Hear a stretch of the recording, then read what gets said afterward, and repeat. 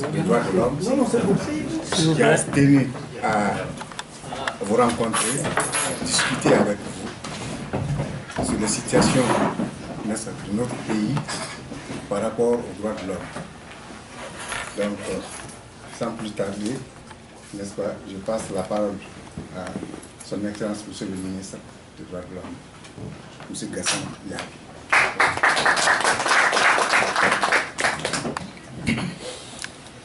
Merci à tout le monde. Je commence par évidemment vous remercier pour ce temps que on s'accorde entre membres d'une même famille pour essayer d'échanger.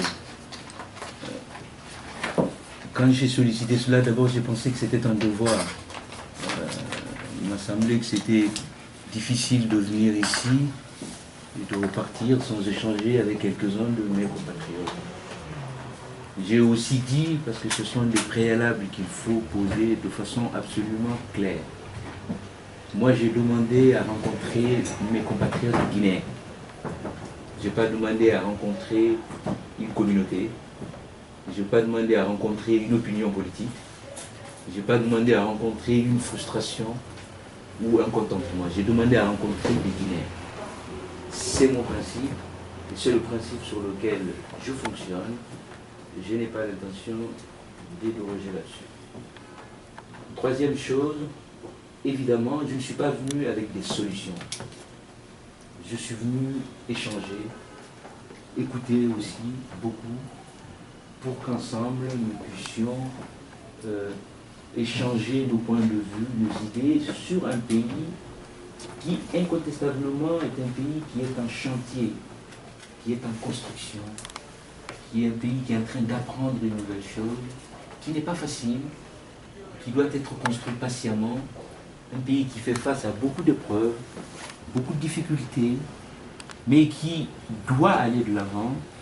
Et pour cela, il faut que le travail soit fait étape par étape.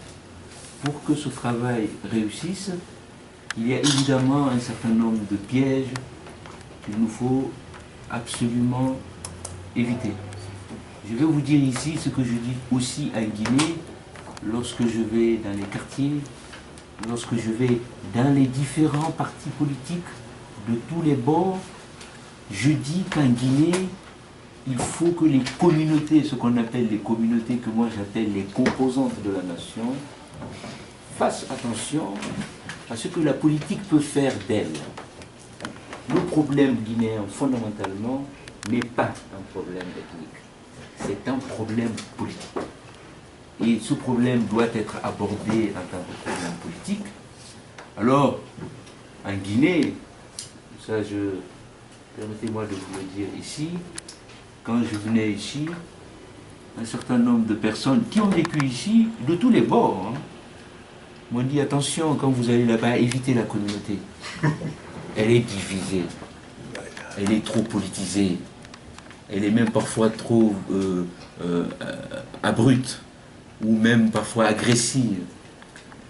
Je dis que cela n'honore ni notre pays, nous, nos frères qui sont là, ici, ne sont pas en mesure, quels que soient nos différends. Le désaccord commence dans la famille. On peut naître avec quelqu'un et ne pas être d'accord avec cette personne. Et c'est même le pilier de la démocratie. Si la démocratie existe, c'est qu'on pense que les gens peuvent ne pas être d'accord. Et quand ils ne sont pas d'accord, ils trouvent une méthode pour se mettre d'accord. Nous trouvons, et je trouve, que c'est un gâchis pour notre communauté nationale dans ce pays, parce que c'est à vous d'ailleurs, dans ces différents pays, à donner des exemples, quelquefois guinéens qui sont à l'intérieur, en leur donnant un certain nombre de signaux positifs. Je peux vous assurer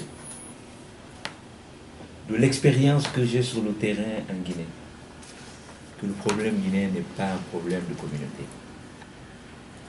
Par contre, on est en train petit à petit, tout le monde, sans exception, à en faire un problème communautaire. Si on réussit cette œuvre maléfique, notre pays sombrera. Mais lorsqu'ils sont moraux, il n'y aura pas une seule victime. Tout le monde sera victime. Ce que moi, je vais vous dire en tant que ministre des droits de l'homme, que notre pays a besoin de justice. C'est une évidence. Notre pays a besoin d'être réconcilié.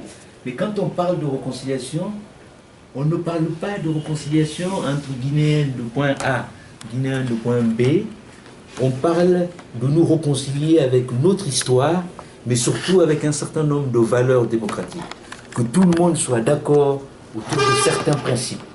Le principe de liberté pour tout le monde, sans exception. Le principe d'égalité pour tout le monde, sans exception. Le principe de justice. C'est important, ce travail, il est en train d'être fait par la société tout entière. Les sociétés en construction démocratique sont des sociétés bouillonnantes, qui bougent dans tous les sens, parce qu'on est en train de chercher une nouvelle direction à la Guinée. Le problème guinéen ne date pas d'aujourd'hui. Et les choses auxquelles nous faisons face, si c'était des choses faciles, on aurait trouvé la solution. S'il fallait un décret pour faire la démocratie, je vous assure, on aurait déjà pris le décret, tout le monde serait démocrate. S'il fallait un décret pour faire une société respectueuse des droits de l'homme, on l'aurait fait. J'ai à côté un homme religieux. Je donne toujours cette anecdote d'un chef d'entreprise qui est venu me voir dans mon bureau, très en colère contre l'État, qu'il a injustement dépossédé de son bien. Il rentre dans mon bureau, il rappelle les lois qui devraient le protéger lui en tant que citoyen et son bien. La propriété privée est sacrée en démocratie. Très en colère, il a fini de parler. Il part. Je lui donne rendez-vous pour 2-3 jours. 2-3 jours, c'est sa femme qui revient me voir. Je pensais que sa femme était venue au nom du mari. Mais sa femme était venue parce que son mari le battait à la maison. Parce qu'il avait une maîtresse juste à côté de sa cour. J'appelle le mari. Il revient me voir. Je lui dis, vous avez un problème avec l'État. Il dit, l'État ne respecte pas votre droit. Vous avez raison. Il dit, vous non plus, vous ne respectez pas le droit de votre femme. Parce que sa famille ne vous l'a pas donné pour que vous la battez comme un ballon. Le problème des droits de l'homme en Guinée, évidemment, et je le dis, et pour ceux d'ailleurs qui écoutent les médias en Guinée, le chef de l'État a affirmé un jour à la télé, devant les journalistes, que son ministre des droits de l'homme est le seul qui n'est pas astreint à la solidarité gouvernementale. Parce que si vous voulez défendre les droits de l'homme, vous ne pouvez pas avoir de parti. Vous ne pouvez pas avoir de camp. La justice, ce n'est pas pour Paul ou pour Pierre, c'est pour tout le monde. Ce n'est pas pour le parti au pouvoir contre ceux qui sont dans l'opposition. Nous qui sommes au pouvoir aujourd'hui, hier ils étaient dans l'opposition. Si les droits de l'homme, c'est quand vous êtes au pouvoir, c'est pour vous. Ceux qui sont dans l'opposition n'ont rien, ce n'est pas les droits de l'homme. Et la loi aussi doit s'appliquer à tout le monde avec la même rigueur. Si on ne fait pas cela, ça ne marche pas. Et on sait effectivement, en Guinée, que par l'histoire de notre pays, la puissance publique a joué un rôle néfaste dans la consolidation des liens sociaux. Mais c'est une responsabilité politique. Ceux qui font passer les responsabilités politiques, parce qu'ils portent un nom, comme si c'était leur nom, donc leur communauté qui était responsable, c'est une irresponsabilité. C'est pas comme ça. Ce n'est pas comme ça. Si c'est un Bangoura, un Camara, un Bari ou un Diallo qui fait quelque chose, ce n'est pas tous les Diallos de Guinée qui l'ont fait. C'est lui qui l'a fait. La responsabilité en démocratie est individuelle. On ne peut pas s'en prendre à un Silla parce qu'un autre Silla vous a fait du mal. On ne peut pas s'en prendre à un Soussou parce que vous ne vous entendez pas avec un Soussou. On ne peut pas s'en prendre à un Malinké parce que vous ne vous entendez pas avec un Malinké. On ne peut pas s'en prendre à un Peul parce que vous n'aimez pas un voisin Peul ou un ami Peul. Ça, malheureusement, en Guinée, la responsabilité de l'État est posée. Les comportements individuels rendent la tâche pour les droits de l'homme et la constitution de la démocratie difficile. Parce que, paradoxalement, et je suis sûr que beaucoup d'entre vous reconnaissent cela en Guinée, ce que le Guinéen demande, qu'on lui fasse bénéficier, il ne se comporte pas dans ce sens. Il faut que le droit, les droits de l'homme, la justice, n'ont de sens que lorsqu'on a la force de caractère de l'accorder à nos adversaires. Si vous ne donnez la justice qu'à votre ami ou à votre frère, ce n'est pas la justice. Si vous ne reconnaissez les droits qu'à votre ami politique, à votre frère de famille, ce n'est pas les droits. Les droits de l'homme, c'est justement vous, même si vous n'aimez pas quelqu'un, vous lui reconnaissez ses droits. Ses droits à avoir une opinion politique qui est différente de vôtre, ses droits à s'habiller comme il veut, à travailler ce qu'il veut, à dire ce qu'il veut, à aller dans le parti où il veut, à prier là où il veut, à marcher comme il veut. Ça, ce sont les droits de l'homme. Et je suis convaincu que nous partageons ici dans la salle ce désir. Nous partageons ce désir. Tous ici, je sais à quel point les Guinéens sont attachés à leur pays. Je sais aussi que l'exil est difficile. Quand on vit en dehors de son pays, il y a l'effet miroir des problèmes qui se posent. Hein, la passion, l'irrationnel prend parfois le dessus parce que on subit plein de choses. L'éloignement, le fait qu'on a envie de participer, mais on est physiquement loin. Mais c'est justement aussi dans ça qu'on peut faire preuve de plus de rationalité. Parce qu'on est sorti de là.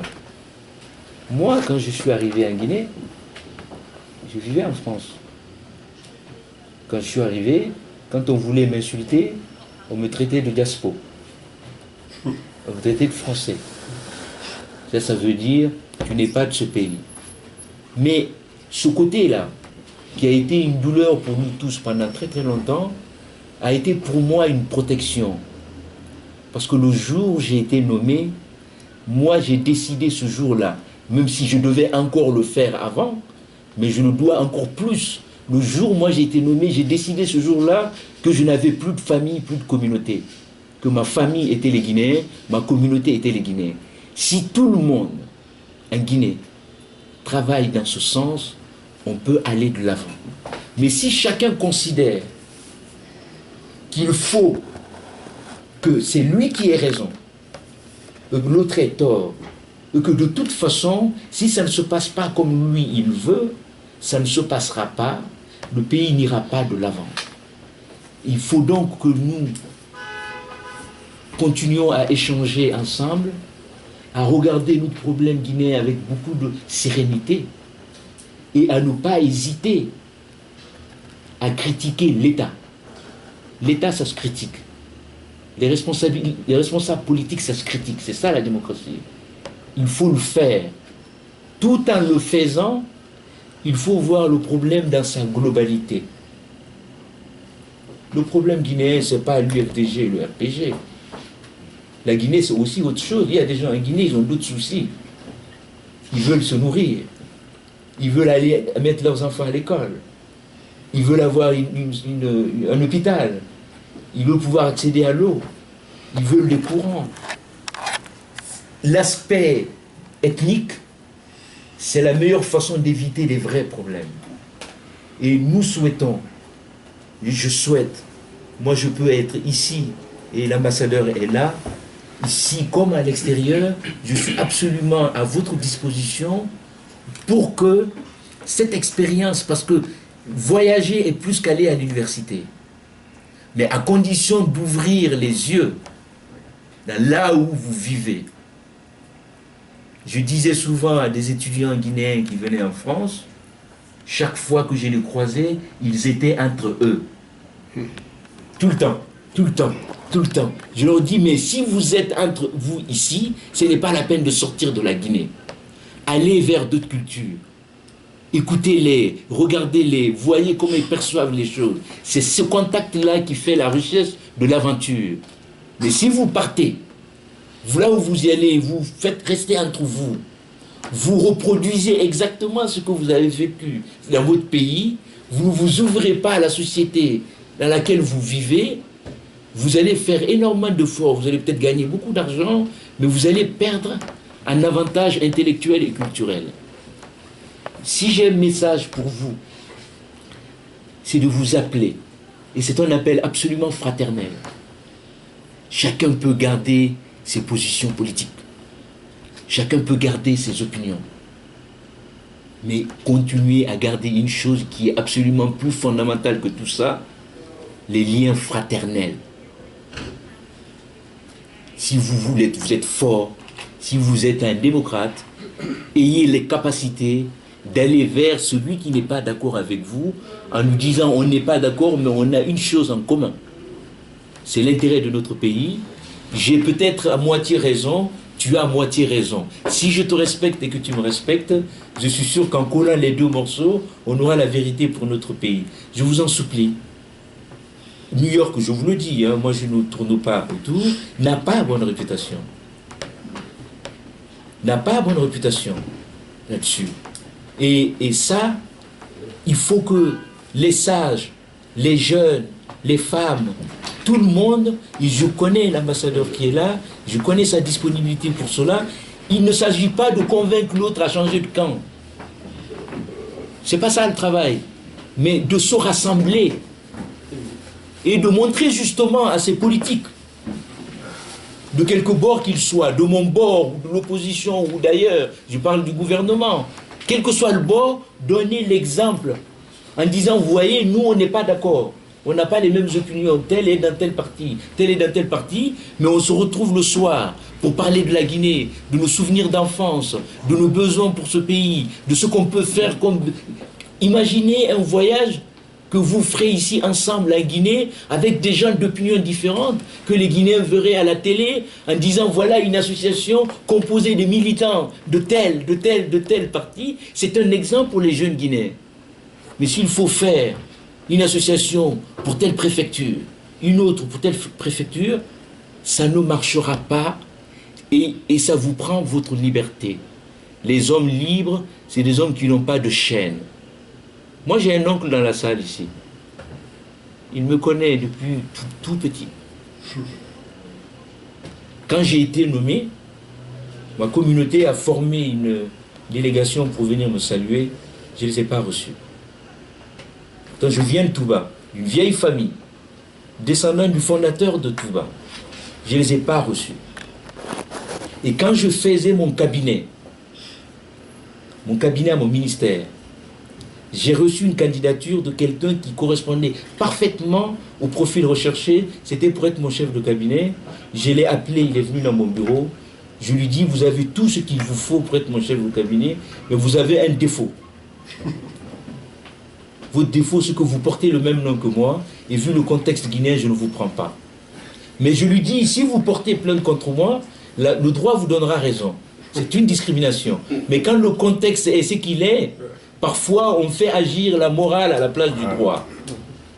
Si je ne me vois pas à un ministre avec son chef de cabinet qui vient de la même famille, c'est inconcevable. Il faut donc, et ça c'est vraiment une prière, c'est pas un ministre qui vous parle.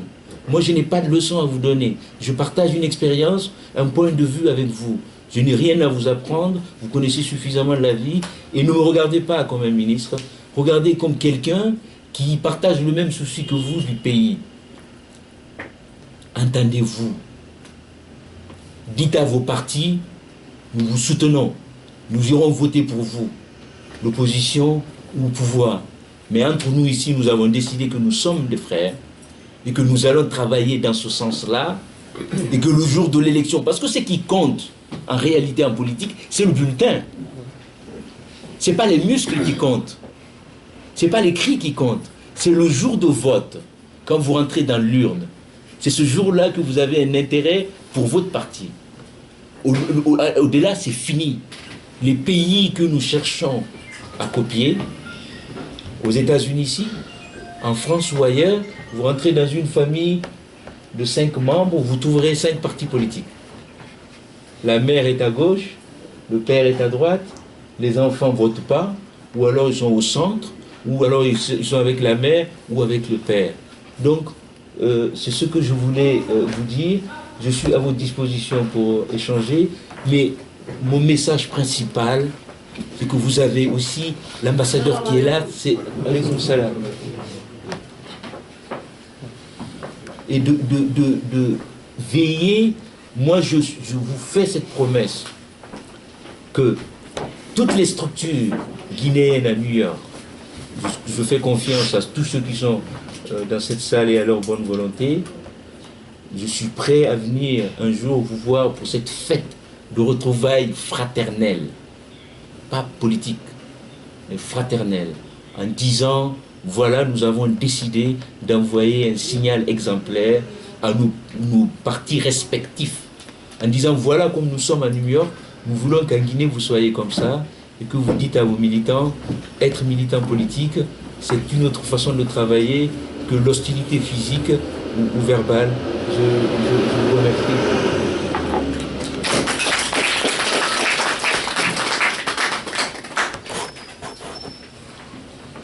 Maintenant, si nous devons, et je veux vous assurer que le 28 septembre, ça sera rendu.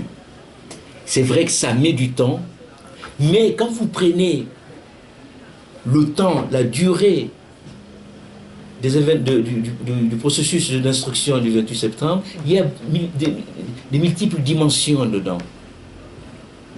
Il y a d'abord la dimension institutionnelle. Je ne sais pas si vous savez l'état de la justice en Guinée, de l'institution judiciaire. J'ai fait la tournée à l'intérieur du pays. Quand vous allez à Pita, à Dalaba, vous avez des tribunaux qui sont dans des maisons privées en location. En location.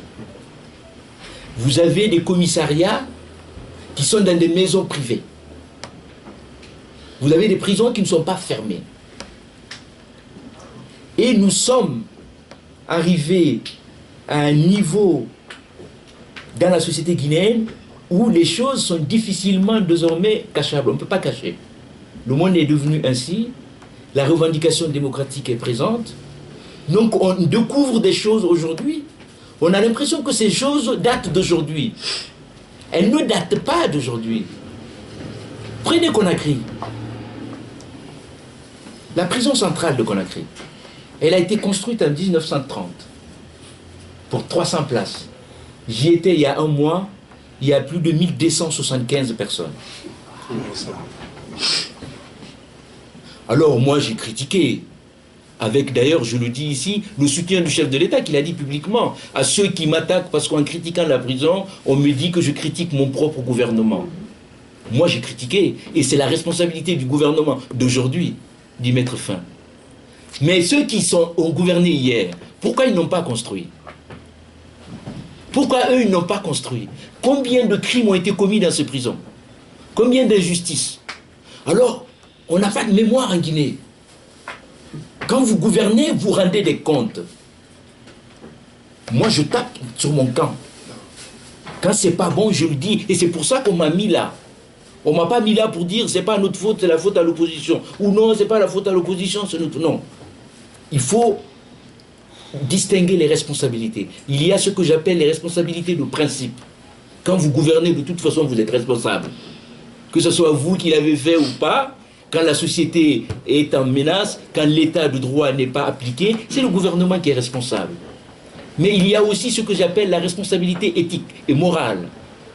Ceux qui ont gouverné 20 ans, 30 ans, 40 ans dans ce pays, personne n'a eu l'idée de construire une prison à Conakry. Et il n'y a pas de politique pénale sérieuse en prison.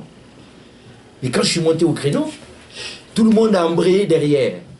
Du coup, évidemment, ça rend ma tâche à moi difficile. Parce que quand je critique les alliés qui viennent dans mon cas, sont évidemment, et c'est leur droit d'ailleurs, c'est pas un défaut du tout, mais c'est les alliés, ceux qui vont dans mon sens, c'est ceux qui sont opposés à mon gouvernement. Donc on me dit, ben, il est avec l'opposition. Moi, je ne suis avec personne.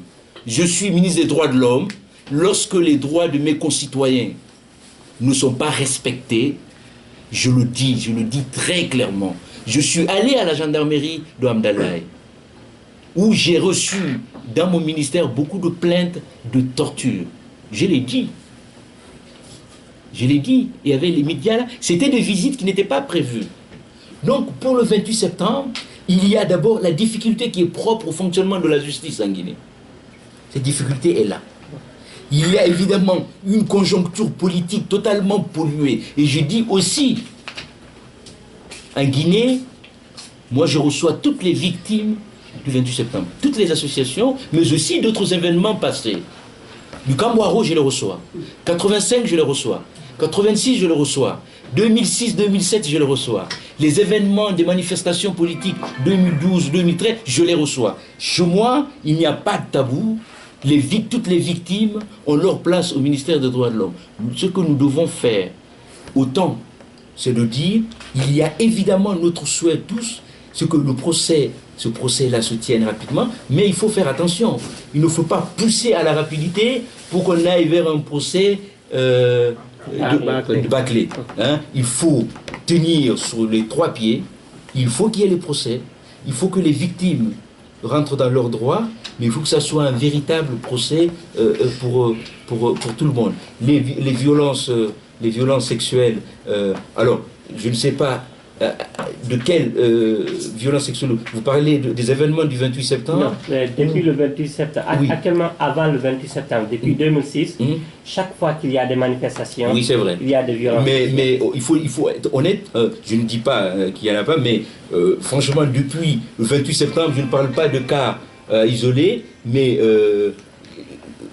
cette pratique qui était là, elle est aujourd'hui, je ne dis pas, attention, hein, je ne dis pas qu'il n'y en ait pas, hein, je ne sais pas, mais c'est quand même une pratique qui est aujourd'hui extrêmement surveillée. Et je vais vous dire une chose, je ne dis pas de façon non contrôlée ou isolée, moi j'ai participé dans la rue à toutes les manifestations organisées à Conakry. Les militaires, ils ne sont pas. Ils n'y sont pas. Les militaires, je parle de militaires, ils ne participent pas au maintien de l'ordre. Et je vais même aller plus loin. J'ai participé à 5h du matin, 5h, 6h du matin, à fouiller des gendarmes dans les garnisons avant d'aller sur le terrain pour vérifier qu'il n'y ait pas d'armes. 5h, 6h du matin. Je me suis levé pour le faire. Vous ne trouvez pas d'armes. Mais attention, il y en a qui portent des armes. Pourquoi? Pourquoi? Quand vous allez à des manifestations, vous savez que ces gendarmes, la plupart sont des jeunes, comme les manifestants.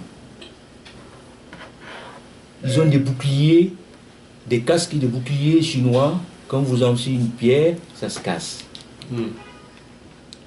Ils ne sont pas protégés. J'ai vu un gendarme tomber devant moi, il est 2 fois plus grand que moi. Tomber sous mes pieds. Il a pris quelque chose sur le casque s'est fendu, il a pris quelque chose sur la tête était fendue. J'ai vu. Alors ces gendarmes, ne vous inquiétez pas, je vais venir sur les civils, hein. Ces gendarmes, quand l'État leur dit, vous allez maintenir l'ordre, eux, leur premier souci, c'est de protéger leur vie. Puisqu'ils savent que le matériel qu'ils ont ne les protège pas. Alors ils font quoi? Comme l'arme a tellement circulé en Guinée depuis des dizaines d'années, ils ont tous des armes cachées. Il n'y a pas besoin d'avoir l'arme de service. Il y en a qui cachent. Au cas où ils sont coincés, c'est leur façon à eux de se dégager des pièges. Parfois, certains tirent en l'air, parfois d'autres tirent réellement. Ça veut dire quoi? Ça veut dire que l'incapacité de l'État à doter de moyens conséquents les services de l'ordre crée aussi un certain nombre de conséquences collatérales. Parce qu'on a l'impression que c'est facile. Les gens, en partant, prennent des armes, ils montent dedans dans les camions avec des armes, et puis se mettent à tirer. C'est pas comme ça que ça se passe.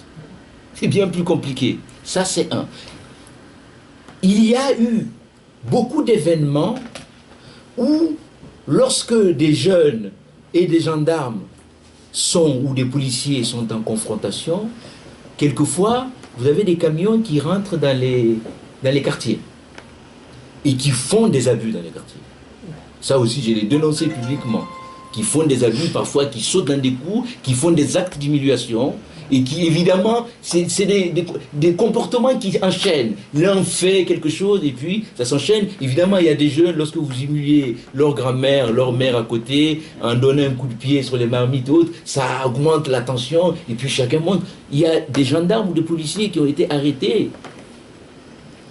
coincés et kidnappés par des jeunes. J'en ai vu 2 à qui on a commencé avec les ciseaux à leur couper l'oreille.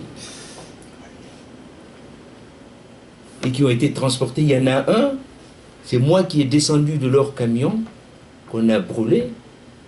On avait commencé à couper l'oreille. On n'a pas fini à le couper complètement. Donc ces gendarmes-là, eux, quand vous leur dites allez maintenir l'ordre, pour eux, c'est pas maintenir l'ordre. Pour eux, on les envoie à l'abattoir et que quand ils vont avec des armes pour se protéger. Mais en même temps, ça c'est le côté des gendarmes. En même temps, il n'est pas acceptable que quand vous êtes gouvernement, que vous dites je ne suis pas en mesure de garantir la liberté de manifester et le droit à la vie. On ne peut pas dire ça. C'est difficile, mais un gouvernement ne peut pas le dire. Donc il n'est absolument pas justifiable que des manifestations donnent lieu à des morts. Ce n'est absolument pas justifiable. Et d'ailleurs, c'est d'autant plus pas le cas que je vous rappelle que l'accord du 3 juin a prévu s'occuper de ces cas de mort, de perte en vie humaine, mais aussi des gens qui ont perdu leurs biens matériels, leur argent, leur boutique, autre, c'est fait partie dedans. Ça veut dire quoi?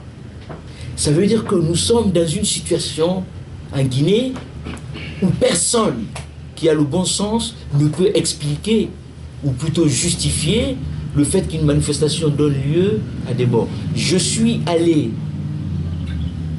à chaque fois, j'étais celui qui allait identifier les morts à la morgue. Je n'en pouvais plus. Et c'est souvent des enfants. Souvent des enfants. Soit par balle réelle, soit par couteau. Ça explique qu'on a mis notre pays dans une situation incontrôlable. Où chacun se dit, quand ça éclate, personne ne peut plus contrôler. Donc ces violences, l'État, et là on revient à la première, c'est-à-dire l'impunité, il n'est pas acceptable qu'on ne sanctionne pas un policier, un gendarme qui a tiré sur un civil. C'est pas acceptable. Il n'est pas acceptable que parce qu'on est militant de l'opposition, on se permette d'attraper un policier, à lui planter des ciseaux dans la poitrine, et qu'il prend de l'air. C'est pas acceptable. Moi je plaide pour l'état de droit. Ça veut dire que vous soyez ministre ou chef de l'opposition, lorsque vous ne respectez pas le droit, vous devez en répondre devant la justice. Ce droit, c'est notre garantie à nous tous. Si on ne fait pas cela et qu'on essaye de rendre la justice ou de condamner, de prendre position en fonction de la tête des clients, on ne s'en sortirait pas. Donc oui, il y a l'impunité encore en Guinée, on se bat là-dessus. Il y a un changement absolument fondamental. D'abord, je rappelle que, très honnêtement, l'actuel ministre de la Justice qui est là est en train de travailler là-dessus. Nous avons l'accompagnement des Nations Unies. Je sors ce matin d'une réunion du PBF là-dessus, qui a promis encore d'accompagner la Guinée. Il y a un certain nombre de réformes institutionnelles. On vient de recevoir un expert sur la justice transitionnelle. Le travail est en train d'être fait. Il est lent, il est difficile. Ce sont des choses qui sont extrêmement difficiles à changer parce que c'est culturel. Ce n'est pas, on se lève un matin, on dit bon, on a décidé d'être, c'est pas comme ça, c'est difficile et le contexte est difficile. Ce n'est pas un contexte simple. Moi, je ne suis pas là pour prendre, pour dire qui a raison, qui a tort. Vous avez des situations de grande confusion. Dans ces situations-là, la sérénité est importante pour toujours essayer de faire aller les choses en avant. Voilà. Dans cette situation que vous avez décrite, c'est vrai, la vitesse n'est pas le plus important. Et la procédure, suivre la procédure est la chose la plus importante. Mais si vous regardez l'affaire du 19 juillet, il y a eu... C'était une affaire très compliquée aussi. Mais on est arrivé à quand même prendre des gens, à les juger, à les condamner. Pourquoi on ne voit pas la même le même sérieux avec l'affaire du 28 septembre? Ça, c'est ma première question. La deuxième question, pourquoi est-il difficile de démettre ces militaires qui ont commis ces crimes, qui sont accusés d'avoir commis ces crimes?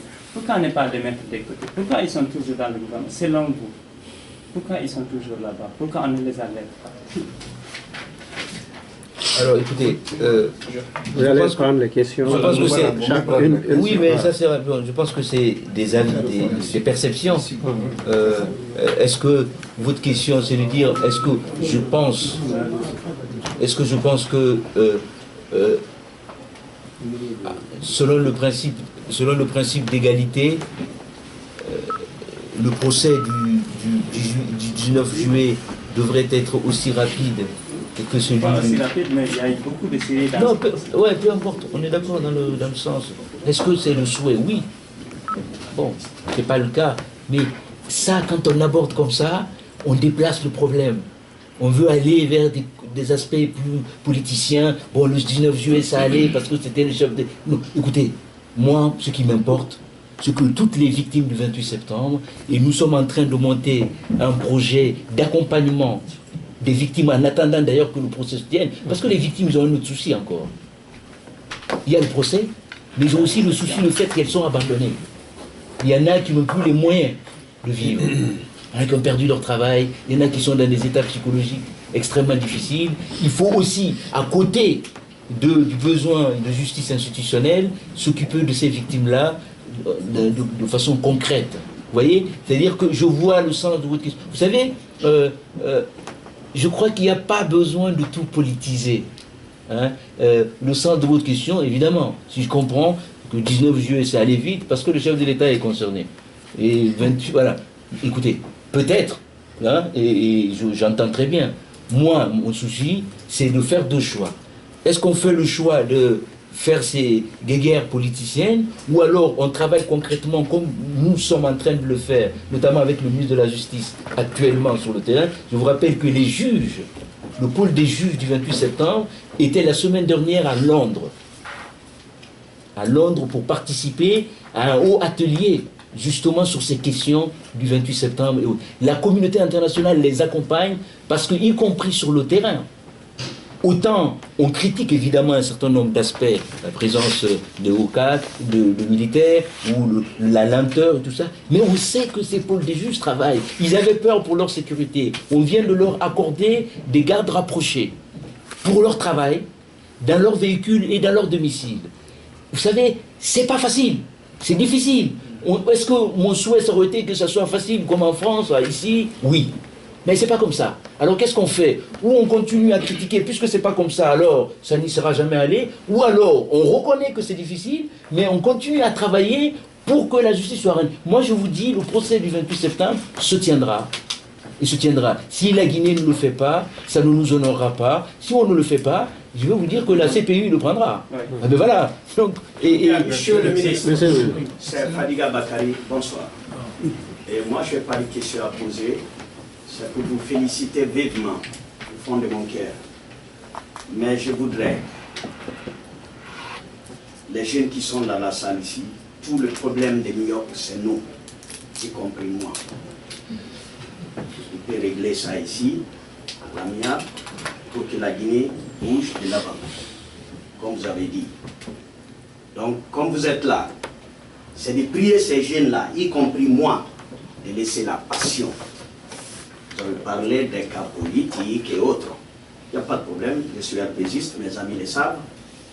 Avant même le professeur Alpha Condé qu'il soit au pouvoir, vous le savez tous, Conte Mosgo, je faisais partir, vous faisiez partir d'Embassy Action Guinée, toutes les structures qui réunissent la société des New York, c'est-à-dire les Guinéens. Madame faisait partir beaucoup de gens. D'Alice Mosgo, on faisait partir. Il n'y avait pas de campus. Maintenant, c'est parti, la politique est venue, le professeur est au pouvoir. On n'a qu'à critiquer objectivement. On n'a qu'à critiquer pour arranger, pas pour déranger. Donc, il y a beaucoup de questions. Si on va dire pim-pam, on va dormir ici. Moi, je demande aux jeunes, très dynamiques comme moi, c'est regardons l'avenir de notre chère nation, la Guinée. Un individu ou des individus viennent, ils passent. Cellou Dalein, Alpha Condé, ils vont passer. L'avenir nous appartient. Donc, je vous en prie, mes chers frères, j'attendais l'occasion là, devant le ministre de la Justice, et je m'excuse, le ministre des Droits de l'Homme, pour qu'il puisse parler aussi, parce qu'il a beaucoup parlé. Moi, je suis à l'aise. Je vous en prie, mes chers frères, regardons l'avenir de notre chère nation pour que la Guinée bouge. Je vous remercie, monsieur le ministre. Excellence. Excellence, s'il vous plaît. Je pense que c'est... Avec votre permission, je pense qu'on va essayer de dresser une liste. Une question, pas plus. Une question. On peut s'apprêter. Bon, on donne d'abord à la dame, parce que c'est la seule qui est là. Je vous remercie. Bonsoir, monsieur le ministre. Bonsoir, madame. Mon ambassadeur. Bonsoir, tout le monde.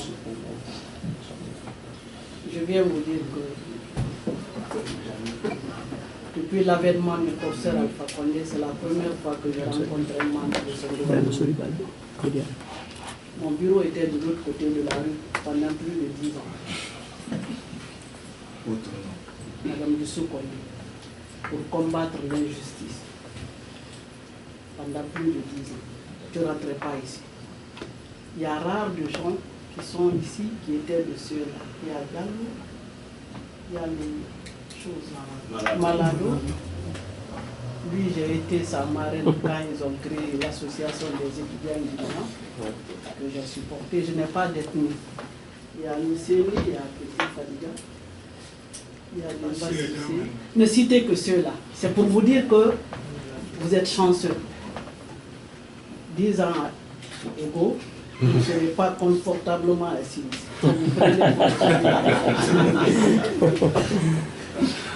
Je suis RPGiste, plus arc-en-ciel aujourd'hui, mais je suis guinéen. J'aime la Guinée. Je ne vous pose pas de questions, je vous dis merci. Parce que vous êtes unique là-bas.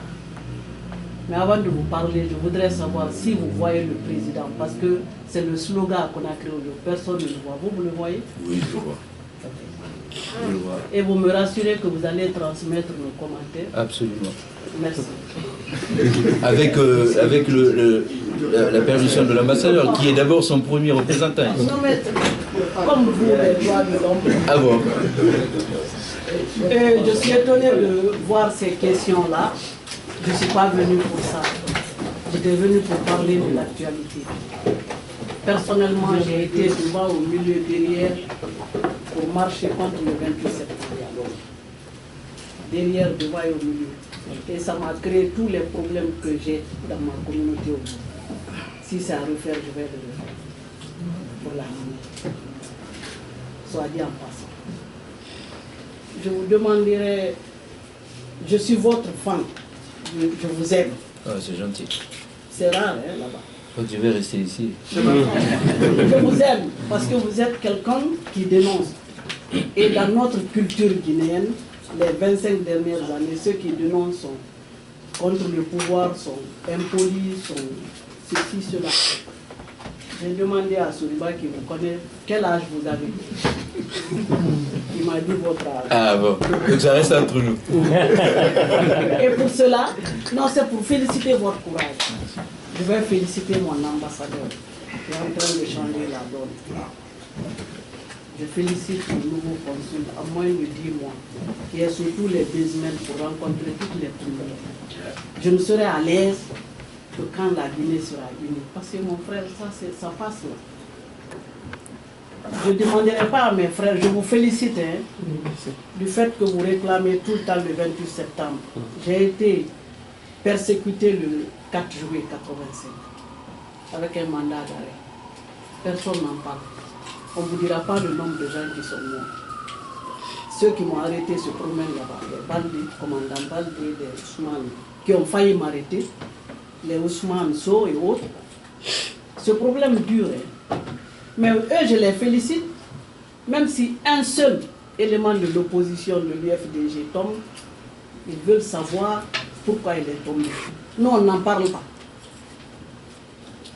Si je savais qu'on serait venu sur ce détail-là, j'aurais amené la liste des gens qui ont été arrêtés. Tout récemment, quand le professeur Alpha Condé a été arrêté, je aurais amené la liste. Vous ne verrez pas un seul peu. C'est Condé qui est à Gaba pour ça. C'est devenu un comportement en Guinée. Aidez-nous, ensemble, on va essayer de changer. Mais eux, ils en parlent tous les jours. Nous, on ne dit rien. Parce que le pouvoir a le côté calamiteux. Tu veux être au pouvoir, il faut accepter d'être chicoté, il faut tomber, mourir. Les Martin Luther King sont morts ici. Ce n'est pas la religion musulmane ou chrétienne, c'est le monde là. Mais moi, je suis venu aujourd'hui pour dire que je suis en train de remarquer certaines choses qui ne me plaisent pas en tant que combattant et en tant qu'une personne qui ne va jamais fermer sa bouche. Je parlerai. Je peux mourir pour Alpha Condé, il le sait. Mais si c'est la vérité, je vais dénoncer. Tous les leaders guinéens me connaissent. Je collabore avec eux tous, même si là, c'est le tombe ici demain, je serai là-bas. Parce qu'ils parlent de la Guinée. Moi, je suis à l'étranger, donc mon problème est au niveau des aïeux. Je voudrais que vous écrivez, que les Guinéens écrivez et dites au président, je commence par les doléances, que nous avions besoin d'un centre culturel ici. Parce que le Mali en a aujourd'hui, la Côte d'Ivoire en a. Nous avions besoin de ça par rapport à l'argent qu'on partage à Conakry, à Kouéa ou Yomo, je sais pas. Nous avons besoin d'un centre culturel. Mentionnez ça. Et vous savez, le Guinée est modéliste. Aujourd'hui c'est Alpha, d'autres c'est Nagla, Patrick, demain ça sera vous, le serait de Kinia, ipto facto. Si c'est celle de demain, je dirais à la. C'est ça le Guinéen. Il y a un groupuscule de Guinéens qui croient qu'ils sont nés pour être éternellement ministres. C'est faux. J'ai connu beaucoup de ministres aujourd'hui à la fin de leur cycle. Lansana Kouyaté, M. Céline Dalel Diallo, François Fall, qui sont promotionnaires à mon nom. Je les ai vus. Donc personne d'eux n'est né ministre. Ils ont été ministres. Je commence par le cas de Washington. L'ambassadeur de Washington. Vous allez m'excuser, je parle du présent. Oui, parce que ça commence à m'inquiéter. Il n'y a pas de problème. L'ambassadeur de Washington a été affecté à démis de ses fonctions. Rappelé. Oui, il n'a aucun poste, mon frère. Avant, on disait M. Conte est muté du consulat de New York pour aller aux affaires étrangères. Mais lui, il est quelque part. Vous m'écoutez? Oui, oui, madame. Et c'est un certain M. Condé qu'on envoie comme ambassadeur, qui a très longtemps devrait venir quelque part ici, au consulat, ici, depuis la liste. Vous pensez que cela passe comme ça? Et vous croyez que moi, demain, je vais prendre les coups des passants parce que je suis Condé, comme M. Sékou Touré, le président Sékou Touré est décédé. Vous savez combien de Touré ont été exécutés? Il y a d'autres parmi eux qui n'ont jamais dit bonjour au président de la République. Je les connais. Mon ami Jo, qui était commissaire à Koya, il a été dégoûté parce qu'il est Touré. On les a exterminés à tel point que la veuve du président n'a pas eu de succession. Et c'est des petits détails. Je veux raccourcir pour vous dire que les gens n'ont qu'à arrêter d'utiliser l'État pour régler leurs comptes personnels. Ils n'ont qu'à arrêter ça. On s'est battu contre ça. Si tu es ministre, tu en veux à la tête de Touré, règle ça entre vous-mêmes, n'utilise pas ton poste là. Parce que vous aujourd'hui, monsieur le ministre, vous venez demain, je ne le souhaite pas, je voudrais que vous durez longtemps dans le système. Parce que vous allez mettre un petit point en avant. Vous allez revenir demain ici, sans cette fonction, vous ne verrez personne. C'est ça le Guinéen. Et vous allez m'expliquer la réaction des gens de M. Blaise Chine. D'être traité demain Je ne le souhaite pas s'il y a un échec. Mais c'est d'abord l'échec du pays. Mais je ne souhaite pas qu'on dise, non, lui, il a bien fait, mais il a pas, les autres sont mauvais. Non.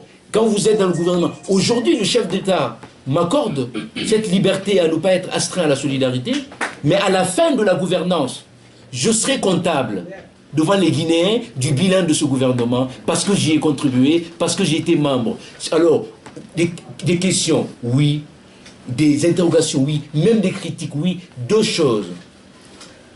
Moi, généralement, je n'aime pas les débats politiciens. Quand on vous pousse, je n'aime pas. Ce n'est pas parce que c'est quelque chose qui me dérange, c'est parce que ça ne fait pas avancer nos problèmes. Concrètement, notre souci, quand je vous parle de l'état de la justice en Guinée, j'aimerais bien que dans la salle ici, des gens réfléchissent sur l'organisation d'un atelier, d'un forum, à rencontrer des experts, comment on peut contribuer en Guinée à aider la justice pour qu'elle soit plus efficace. Quand je parle des problèmes de l'école, qui est une usine à créer des chômeurs en Guinée, il n'y a pas de niveau, il n'y a rien, les meilleurs sont partis. Ceux qui pouvaient être les meilleurs enseignants sont dans l'administration où ils ont voyagé. Et que la communauté qui est à l'extérieur réfléchisse à des cas. Les sociétés changent par ces actes concrets, pas par la politisation. À outrance, ça ne change pas une société. Ce qui change, ce que vous critiquez, ça c'est légitime, vous dénoncez, ça c'est légitime, mais après il faut aller sur des choses concrètes. En tant que Guinéen, parce qu'on ne mourra pas, personne n'ira dans sa tombe avec un sigle RPG ou UFDG. Une fois que c'est fini, hein. Dieu ne vous reçoit pas en vous demandant votre carte de parti. Il vous reçoit pour ce que vous avez fait pour vos proches.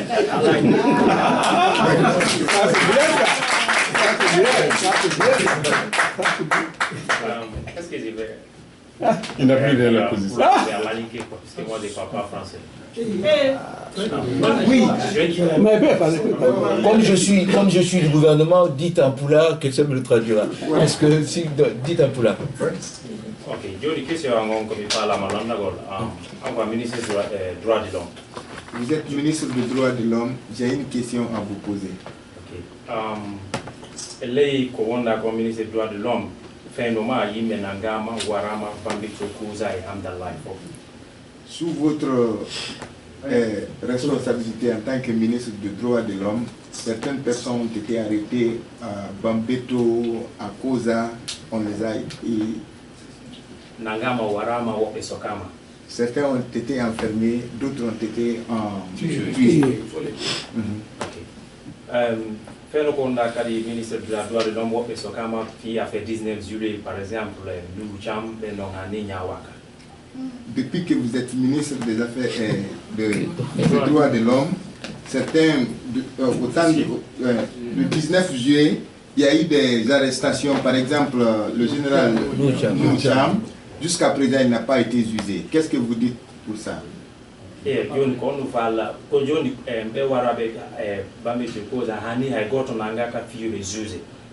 Pourtant, les Warama Kankan, mobile escadron faux et Fansama, on le responsable d'entendre commandant mobile gendarme escadron Nangama, Nandasio Nyawa, Mamado Nyawa, pourtant plus de 400 blessés qu'on a créé Bambito Koza et sous Beno Haigoto Nyawaka, Haigoto Nangaka, Fuswadaka. Une question à mon merci. Quelqu'un a été tué à Kankan, la gendarmerie, le commandant a été effacé. Les gendarmes, certains ont été arrêtés. Et le cas a été jugé directement. Pourquoi les gens, 400 et 500 ont été tués, blessés à Bambeto et à Koza, jusqu'à présent, il n'y a pas eu de suite. Pourquoi ça?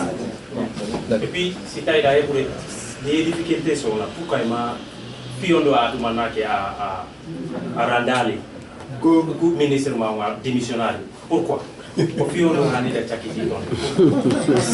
crois qu'il a compris. Pourquoi vous n'avez pas rendu votre Oui, mais je comprends que Fouta et Touba c'est le Fouta, j'ai quand même compris tout ça. Voilà. Ça c'est petit verre dans la main là. Excellent. Je sais que vous allez répondre à sa question.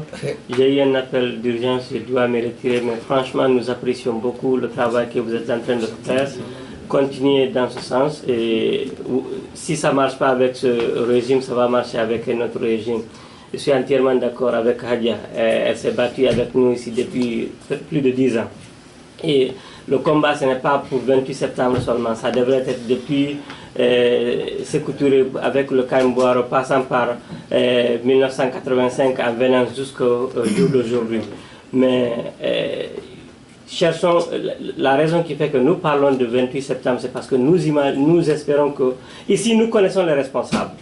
Quand on va jusqu'au temps de Sékou, ce ne serait pas facile d'identifier les responsables. Donc, si nous pouvons les responsables, nous vous remercions très sincèrement. Le jour que j'irai à Conakry, je viendrai vous rendre visite. Excellence, merci beaucoup. Merci, voilà.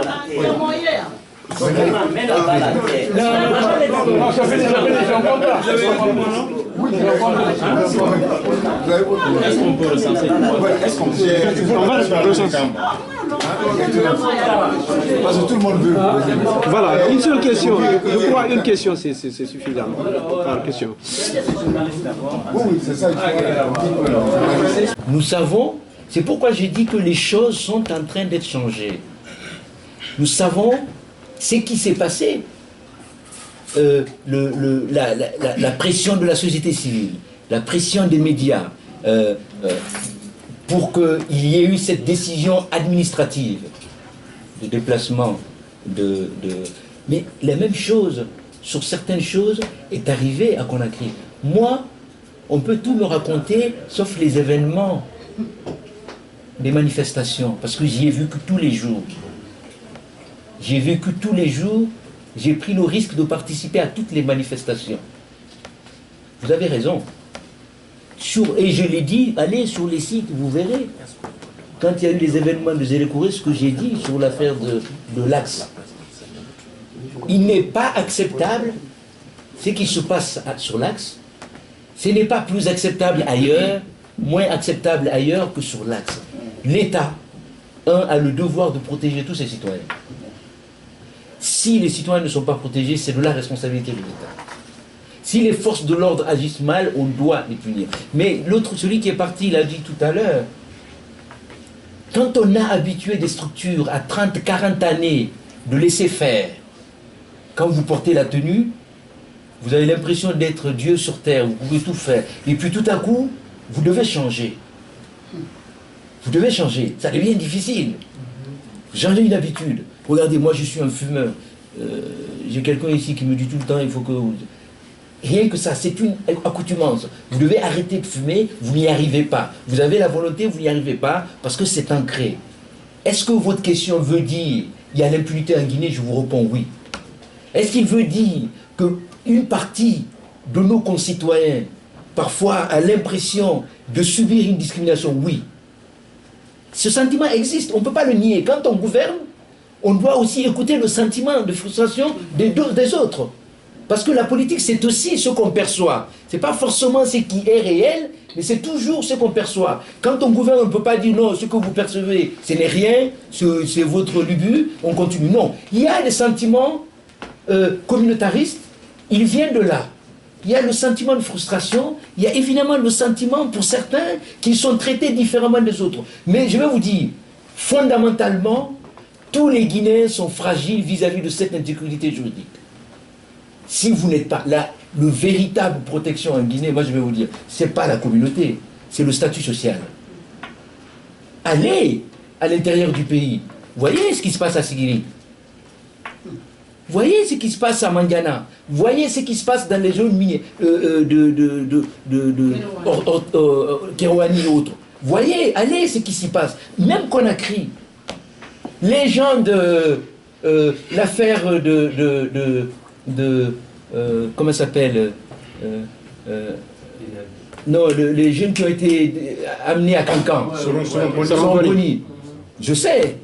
Vous avez dans ces familles-là, il y avait 2 familles qui étaient du RPG depuis 18 ans. On a ramassé les enfants devant les cours. Devant les cours.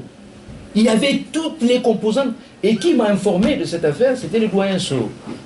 Hein, j'espère qu'il va retrouver sa santé. C'est lui. Et qui m'a fait cette remarque. Regardez la liste. Il y avait tout le monde. Quelquefois, on politise et on regarde. Qu'il y ait ces sentiments, oui, mais essayons de dépasser ce sentiment et de regarder le problème guinéen. Il est bien plus profond que le côté non aux régions. Hein. Les violations des droits de l'homme, je vous assure, c'est la même chose en Moyenne-Guinée qu'en Haute-Guinée et en forêt. Ça ne change pas. Les forces de l'ordre se comportent exactement de la même manière.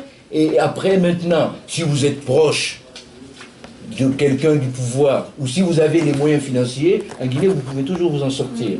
Mais il ne faut pas dire que c'est votre nom de famille ou votre région d'origine. Ça, je vous le dis, c'est important. Et l'affaire de Kankan n'est pas jugée. Elle doit être jugée. Les affaires sur l'axe doivent être jugées. Les familles qui ont perdu leurs enfants ou leurs parents, ou qui ont été blessés, ou qui ont été injustement traités, l'État doit y apporter une réponse judiciaire. Sur ça, vous avez parfaitement raison. Pour ce qui est de démissionner, vous savez, ça c'est pas une question. Vous savez, chacun fait ce qu'il peut faire. Si on vous donne un travail, vous dites le travail est difficile, je m'en vais, c'est un choix. Moi, j'espère apporter ce que je peux à mon pays, et puis d'autres viendront derrière, ils continueront. Mais si tout le monde continue à démissionner, personne ne fera le boulot. Et j'espère que demain, ça pourrait être vous ou quelqu'un d'autre, viendra, il mettra une petite pierre, d'autres viendraient mettre... Je vous assure, je ne ferai pas le boulot tout seul, hein, je n'y arriverai pas. Hein? On commence. Voilà, merci, monsieur le consul. Je voudrais... Alors, il nous reste un quart d'heure. Hein. Rapidement, voilà. Voilà. Merci, son excellence. Moi, je voudrais, au nom justement de la presse, faire une...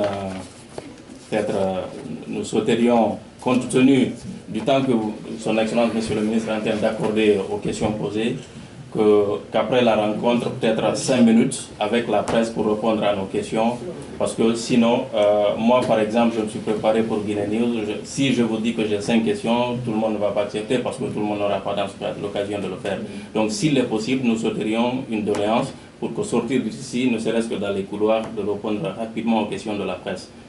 Deuxièmement, je voudrais, à l'intention de tout le monde, rappeler que c'est le ministre des Droits de l'Homme et des Libertés publiques qui est là.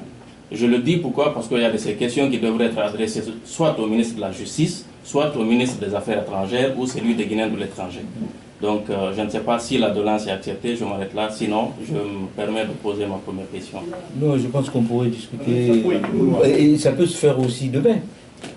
Même si je vous offre un déjeuner, ça peut se faire. Moi, je parle après-demain. Pour les questions de journalistes, je pense que les journalistes, vous êtes d'abord des professionnels avant d'être des compatriotes. On va laisser la place à des compatriotes qui ne sont pas là pour des raisons professionnelles. Excellence, permettez-moi de vous remercier de nous accorder cette assistance ici. Honnêtement, on est tous des Guinéens, certainement, dans l'avenir, appelés un jour à contribuer à l'évolution du pays. Souvent, nous faisons des discussions entre nous ici, où ma question que je défends toujours quand on dit la Guinée ça va, je dis ben, la Guinée ça va, ben, il n'y a pas d'eau, il n'y a pas d'électricité. L'université de Conakry est encore là, la même chose. Les écoles primaires sont toujours là. L'hôpital, les hôpitaux centrales, ça ne va pas. Mais souvent, les gens vont en Guinée, reviennent et disent ça commence à aller. Honnêtement, vous entendre parler, je me rends compte que ça va un peu. Le langage change, la passion est là. Et ça fait extrêmement plaisir d'avoir quelqu'un comme vous qui parle de pays à base terre à terre, que nous puissions un peu apprendre de vous. Et ça, si je ne vous le dis pas, j'aurais menti. Et sur ça, l'opportunité est toujours là pour nous d'apprendre de vous. Et pour que un jour, si nous sommes appelés à servir autant que vous, que nous puissions argumenter les mêmes jugements que vous le faites. Ayant dit cela, vous venez de Genève où vous avez assisté au commissariat des droits de l'homme. À la sortie de votre voyage, vous avez accordé une interview à Africa News où, avant de venir ici, j'ai lu quelque chose que vous avez dit. Je suis venu ici uniquement parce que j'ai eu l'opportunité, la doyenne l'a mentionné, j'ai eu l'opportunité ici de faire la connaissance du consul qui est là, qui est venu ici il y a quelques mois, et j'ai eu la chance de l'assister à s'adapter dans la communauté ici où je l'ai trouvé une maison à New Jersey, il est mon voisin, donc nous vivons ensemble. À ma plus surprise, nous avons appris qu'il a été rappelé. Je crois que vous êtes au courant de toutes ces situations qui s'est passées. Je voudrais toucher un autre côté, le côté familial. Vous savez bien que certainement quand quelqu'un se déplace pour venir ici, en diplomatie, vous venez avec votre famille. Ce que je veux vous dire personnellement est que ce monsieur est venu avec 6 de ses enfants. Et donc j'ai eu l'opportunité de les rencontrer. C'est moi qui ai mis ces enfants-là dans les écoles. Alors, ça fait une fierté énorme aujourd'hui que dans notre communauté guinéenne de New Jersey, que ces enfants qui sont venus ici il n'y a que 6 mois sont les meilleurs de leurs écoles. Ils ont même été lauréats de l'école, ils ont été mis dans les diplômes. Je ne le dis pas parce qu'il est ici, c'est moi qui les ai mis là-bas, je suis leur tuteur. Donc, ces enfants-là sont là, ils ont fait une adaptation énorme. Et c'est une fierté pour nous, pour l'enseignement de notre pays, de pouvoir s'adapter comme tel. Alors, nous avons appris avec toute notre surprise qu'il est rappelé. Je vois le côté administratif de cette chose-là. Ma chose la plus importante, c'est parce que je suis touché de ça, c'est voir ces enfants-là quitter dans cette institution que nous sommes tous battus pour les adapter. Et je crois que je ne vais pas passer au-delà de là. La douane l'a dit, si nous pouvons parler à une seule fois, nous aimerons qu'avec votre assistance, que vous passez le message au ministre des Affaires étrangères pour qu'il puisse le maintenir. Son arrivée ici a permis at least une route de discussion, de dialogue au sein des communautés ici, qui a fait qu'aujourd'hui au moins, les communautés guinéennes de New York puissent se parler. Et à la longue, certainement se doter d'une communauté guinéenne et d'une association des Guinéens de New York. Donc c'était mon clé, ce n'est pas une question. Je vous remercie. Merci. Alucé Niba. Ok, merci. Je l'ai vu, les journalistes.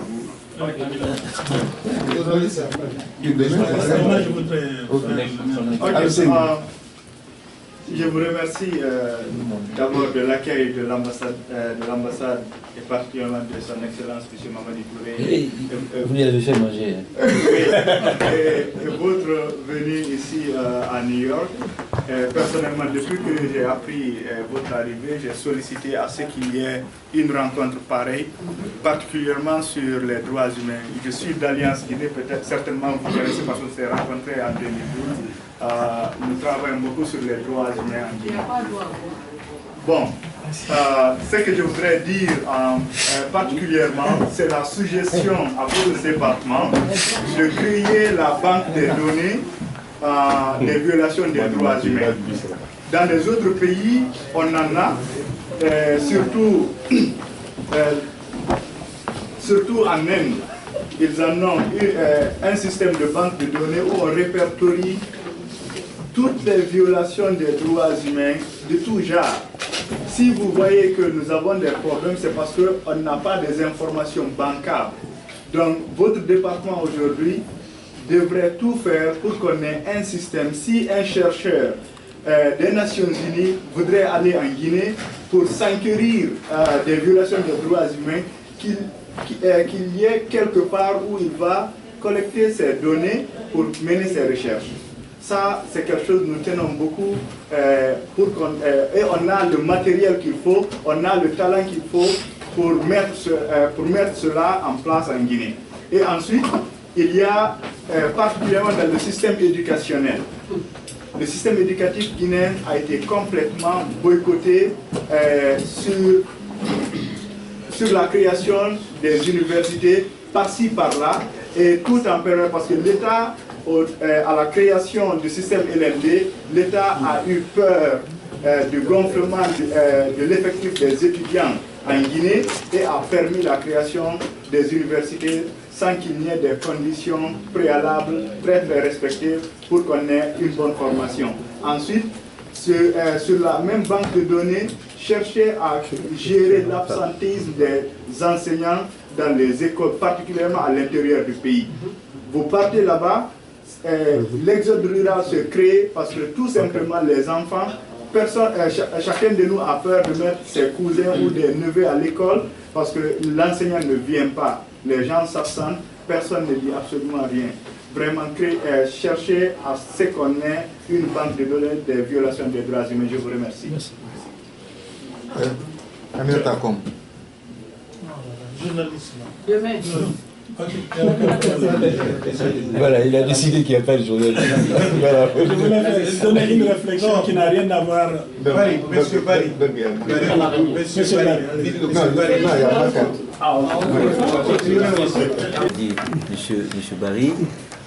Et évidemment, je sais, c'est un diplomate à côté avec son conseiller, je sais leur disponibilité. Je vous les confie aussi.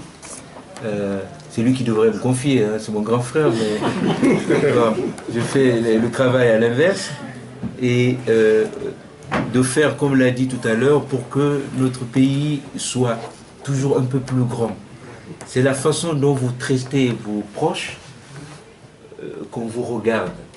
Si ceux qui vous sont proches ne sont pas dignement traités, vous ne vous trompez pas, on ne vous respectera pas.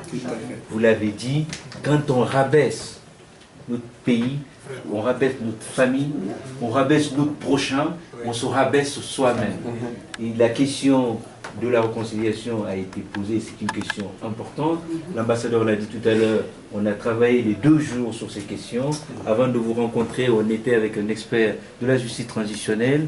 Nous avons besoin de finir cela et d'aller de l'avant, comme l'a dit M. Barry. J'aime bien la figure du médecin.